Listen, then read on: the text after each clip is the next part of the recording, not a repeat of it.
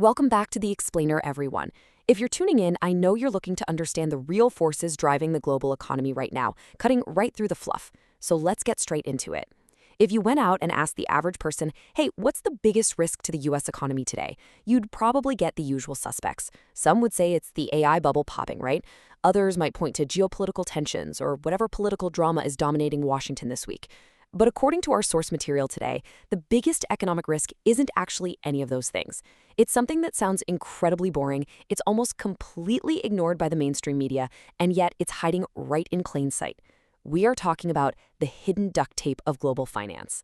And this hidden risk is actually the key to understanding some of your biggest, most immediate financial frustrations. Think about it for a second. Have you been sitting there wondering why mortgage rates just stubbornly refuse to fall, basically locking you out of buying a new home? Or why the stock market seems to just randomly freak out every few months? Or, oh, how about this one? Why does the Federal Reserve keep talking about cutting interest rates, but your day-to-day financial reality still feels incredibly tight? Well, the answer to all of these questions absolutely does not start with Jerome Powell, and it definitely doesn't start in Washington, D.C. Okay, let's dive into this. Because the real answer to why our markets are behaving this way actually starts in Tokyo. More specifically, it centers on what might honestly be the most boring financial asset on planet Earth: Japanese government bonds. It turns out that the country we usually associate with, cutting-edge technology and amazing pop culture has quietly been acting as the unseen duct tape holding the entire global financial system together for the last 30 years. And right now, literally as we speak, that duct tape is starting to peel off. So to really analyze how Japanese bond shifts trigger global market instability and why those specific bonds dictate your mortgage rate, we have to take a quick trip back in time. Picture this. It's 30 years ago, 1992, and Japan's massive, roaring asset bubble has just burst. Real estate collapses, equities tank, and the country enters what economists pretty universally call the lost decades. We're talking about a staggering 30-year stretch of virtually zero real economic growth, zero inflation, and absolutely zero wage expansion. The economy just completely stalled out. So the Bank of Japan did what central banks generally do when they run out of normal, everyday options. They cut interest rates all the way to zero. When that didn't jumpstart the economy, well, they cut them below zero. And when even negative interest rates weren't doing the trick, they were forced to roll out a highly aggressive policy. They introduce yield curve control. Now, I know yield curve control sounds like a massive piece of intimidating financial jargon or maybe some sci-fi supervillain's weapon, but the actual mechanism is super simple to grasp. It just means the central bank steps in to artificially cap long-term bond yields, whether the free market likes it or not. Basically, the Japanese government took a giant tube of superglue and systematically glued their interest rates to the absolute floor. For decades, Japanese government bonds paid out pretty much nothing.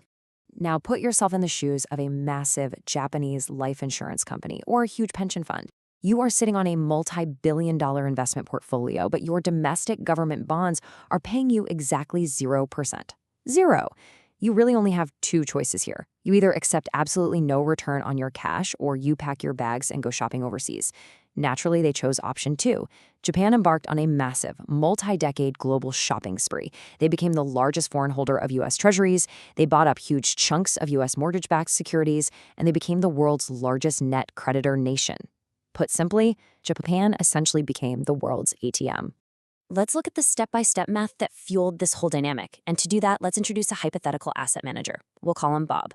Bob wants to generate some serious yield, but capital in his home country of Japan offers practically nothing. So what does Bob do? Step 1, Bob borrows money in Japanese yen at near zero interest rates, essentially free money. Step 2, he converts that yen into US dollars. Step 3, Bob takes those freshly minted dollars and buys US treasuries that are yielding, let's say, 4%. Step 4, after paying some super minor hedging costs and fees, Bob simply pockets the spread between the 0% he owes and the 4% he's bringing in. Now, when institutional players like Bob apply massive leverage to this equation, borrowing billions upon billions at 0%, that seemingly tiny spread becomes an absolute gold mine. This brilliantly simple maneuver became famous. It's known as the yen carry trade. And hey, this institutional capital didn't just stop at safe U.S. treasuries. I mean, when your borrowing costs are essentially zero, you don't just buy boring government debt. You buy global tech stocks. You buy up commercial real estate. You dive headfirst into emerging markets. Honestly, if an asset had a pulse and yielded more than 0%, Japanese capital was buying it. This single trade became one of the absolutely largest sources of global liquidity in modern financial history. At its peak, major banks estimated the yen carry trade was worth trillions of dollars. It provided the baseline liquidity for, well, the whole shebang. As the source material beautifully puts it, the global markets were quite literally running on Japanese Wi-Fi. But there was a massive catch. That entire multi-trillion-dollar globe-spanning system relied on one single, incredibly fragile assumption, that Japanese yields would stay at 0% forever. Fast forward to 2024, and that assumption completely totally broke. The Bank of Japan finally looked around at their economy, saw inflation starting to consistently rise, and decided it was officially time to end their yield curve control policy. The superglue was finally being peeled up from the floor. For the very first time in 17 years, Japan actually raised its interest rates. And then, a little while later, they did it again. Just stop and think about the sheer magnitude of that time span for a second. There is an entire generation of professional traders, quantitative analysts, and portfolio managers out there who had quite literally never seen a Japanese rate hike in their entire professional careers. No way, right? The psychological shock to the financial system was massive. After nearly 2 decades, the era of free Japanese money had officially, undeniably come to an end. And this brilliantly illustrates the immediate global shockwave that followed. The very moment that second rate hike decision was announced, a violent shudder tore right through global markets.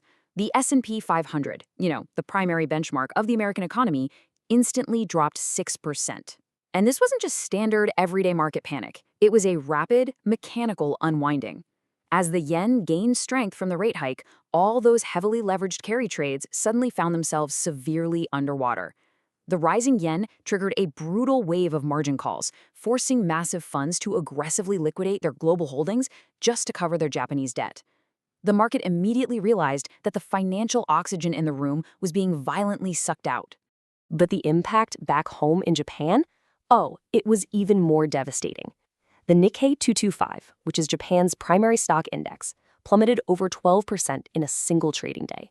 To put that into perspective for you, it was the worst single-day drop the Japanese market had experienced since the infamous Black Monday crash way back in 1987. The global markets were officially spooked. Why? Because the fundamental math of the yen carry trade had just been completely dismantled right in front of everyone's eyes. The reliable, insanely cheap financing that had aggressively propped up global asset prices for years was vanishing in an instant. So here is how the mechanics actually work.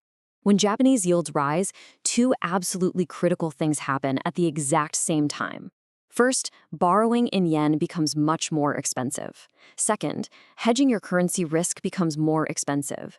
Suddenly, that 4% US Treasury doesn't look so hot when the borrowing costs you need to fund it are rapidly climbing.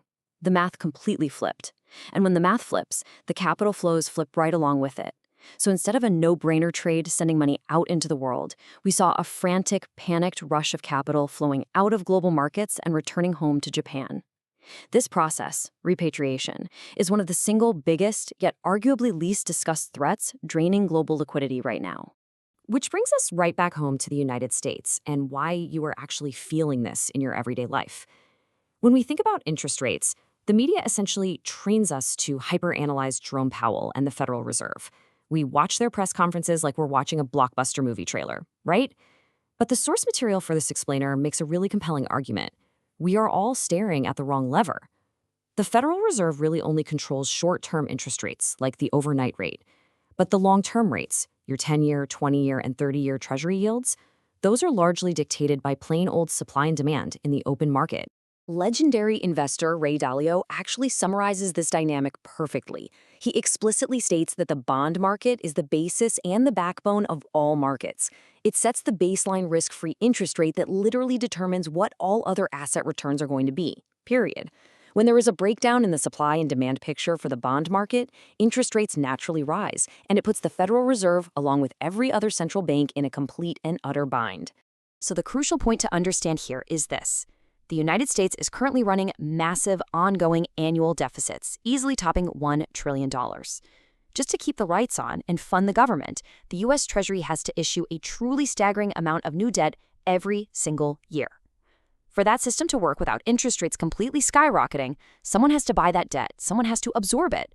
And for 30 long years, Japan was our reliable, price-insensitive buyer. They absorbed our debt. But now they are stepping back. And if our biggest buyer steps away, yields on U.S. Treasuries naturally have to rise to attract new buyers. This creates a rapid-fire domino effect that hits your wallet directly. Ready? First, when long-term yields stay elevated, analysts immediately discount future cash flows at a higher rate, meaning stock valuations compress and your portfolio drops. Second, mortgage rates are firmly anchored to the 10-year Treasury yield. So if global demand for our long-term bonds is weak, mortgage rates stay stubbornly high, and housing affordability stays completely strained. And finally, corporate credit tightens up. When companies can't borrow cheaply, growth slows down, hiring freezes, and everyday economic activity severely contracts. Yet, as our source material impartially observes, the traditional financial media is largely looking the other way on this massive structural shift. You don't see them talking much about the cross-currency carry trade or Japanese institutional capital reallocation. The source notes that, frankly, these topics just aren't highly clickable. They require nuance, they require patience. Instead, the media tends to feed us loud, simplified narratives about AI stocks, political drama, and this false promise that just one Fed rate cut will magically fix global liquidity. But here's the reality. Liquidity isn't automatic. The oxygen in our financial markets relies on real buyers actually showing up. For 30 years, the United States benefited massively from being on the receiving end of Japan's zero interest rate policy. Now, that era is undeniably unwinding. So I want to conclude this explainer by leaving you with a final question to think about as you navigate the markets this year. We've built our entire economic reality on the assumption that someone, somewhere, will always be there to buy our debt. But what happens to your portfolio and your hard-earned purchasing power when the largest buyer in the world finally decides to take a step back?